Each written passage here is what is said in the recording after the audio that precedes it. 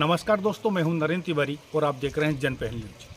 आज महाशिवरात्रि है और शिवरात्रि के पर्व पर जनपहल न्यूज आपको एक ऐसे शिव स्थल के बारे में जानकारी देता है जो कि अपने आप में अनूठा होता है। तो आज हम आपको ऐसे ही शिव स्थल के दर्शन कराने जा रहे हैं जिनको राजा महादेव के नाम से पहचाना जाता है। और राजा महादेव क्यों कहा गया, आइए जानते हैं हमारे साथ। जिस तरह हिमालय की वादियां हरी भरी होकर अच्छी लगती हैं, ठीक उसी तरह से इस शिवालय का प्रांगण भी हरा भरा है। यहाँ आने वाले का मन बाबा भोलेनाथ के दर्शन से जितना प्रफुल्लित होता है, उतना ही यहाँ की सुंदरता के बगीचे से होता है। करेरा से 45 किलोमीटर दूर पिछोर में स्थित यह राजा महादेव मंदिर का जीर्णोद्धार भले ही 80 साल पहले हुआ हो, लेकिन यह स्थान राजा महाराजाओं के समय का है, जिसमें प्राचीन शिवलिंग स्थापित है।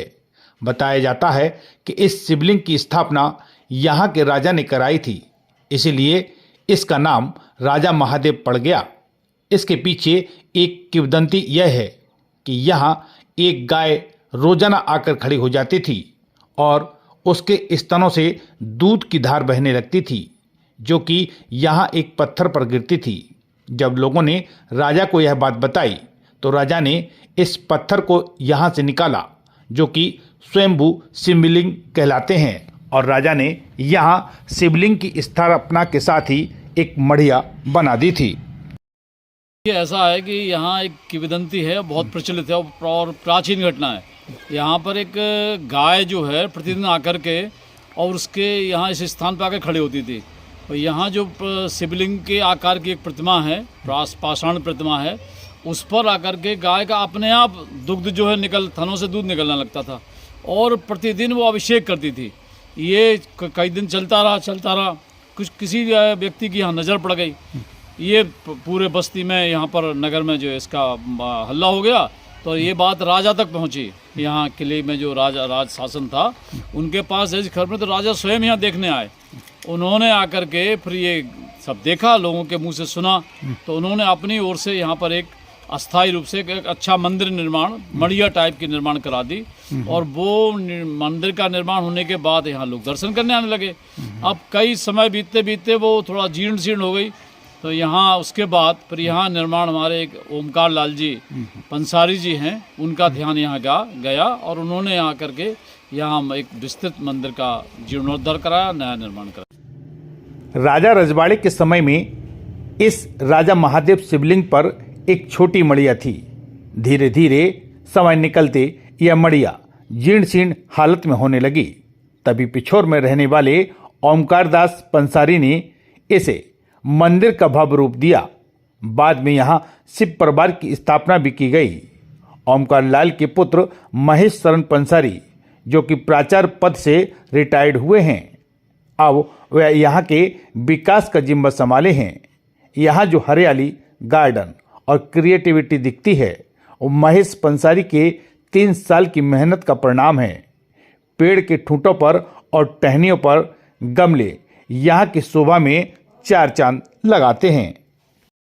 पहले तो एक मंदिर के साथ एक बाउंड्री वॉल थी, छोटी थी, लेकिन पिताजी ने फिर इसके आसपास की 15 फुट जमीन और ले ली थी चारों ओर, ताकि निर्माण कार्य जो जमीन बेचते आ रहे थे, एक कुमार की ज़मीन थी, उनसे फिर उन्होंने चारों ओर 15 फुट ज़मीन और ले ली थी।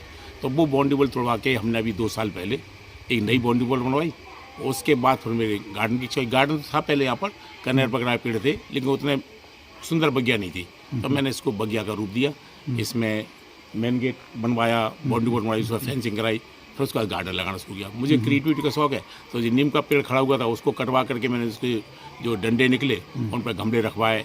यहाँ पर बरगद पर जे गमले टांग दिए, अच्छा लगता है।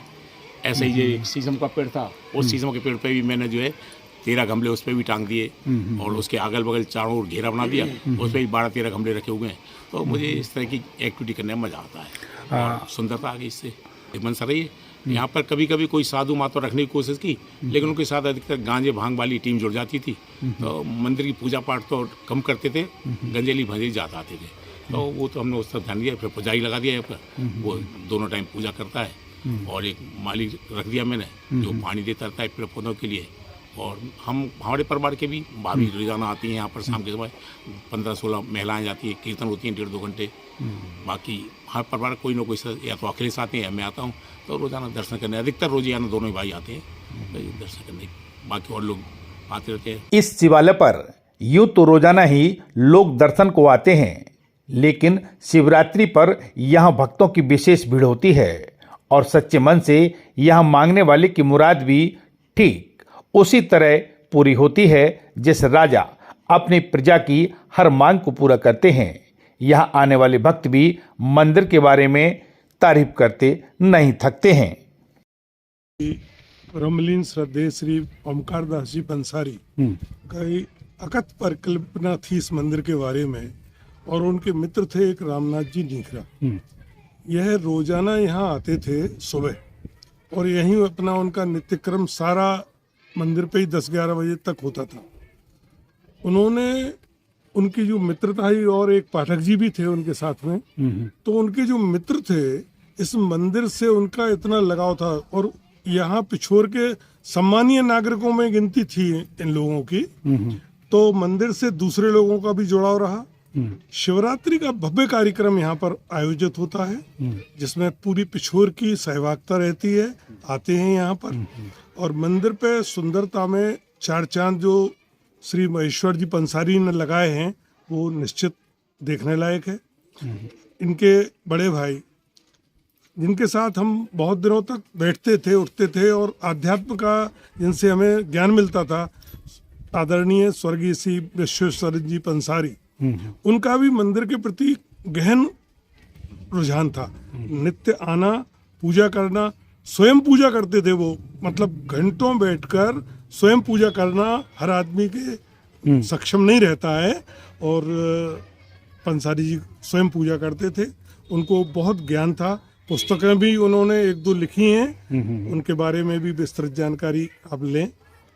बहुत मंदिर में लोगों की रुचि है और यहाँ हर आदमी यदि श्रद्धा भाव से आता है तो उसको उसका लाभ मिलता ही है, ये सुनिश्चित है। जब इस मंदिर का निर्माण हो गया तो हमारे भाई साहब विश्वेश्वर शरण पंसारी जी, रामनाथ पंसारी और मुन्नालाल जी वकील एडवोकेट यहाँ आते थे, कसरत करते थे, मोगदर भी रखे हुए थे बाकायदा, यहाँ सब उसका अखाड़ा बना हुआ था। और प्रारंभ में आरएसएस की जब शाखा लगी तो यही इसी ग्राउंड में लगती थी शाखा, उसके बाद दूसरी जगह लगने लगी। तो प्रारंभ से ही इस मंदिर के प्रति लोगों की अटूट आस्था थी, आज भी है। आज भी बहुत से लोग मंदिर के दर्शन करने के लिए या अपना कुछ न कुछ कार्यक्रम करने के लिए यहाँ आते रहते हैं। अभी 2 वर्षों से जब से ये भाई जी करेरा से यहाँ आ गए हैं तो इन्होंने इसका एक नया स्वरूप दे दिया है। इनकी अपनी क्रिएटिविटी करने की प्रबल इच्छा रहती है, तो उसी का ये फलस्वरूप है कि आज ये इस स्वरूप में हमें यहाँ देखने को मिल रहा है। राजा महादेव का मंदिर और इसका प्रांगण भले ही छोटा हो, लेकिन ठाट बाट किसी राजा महाराजा से कम नहीं।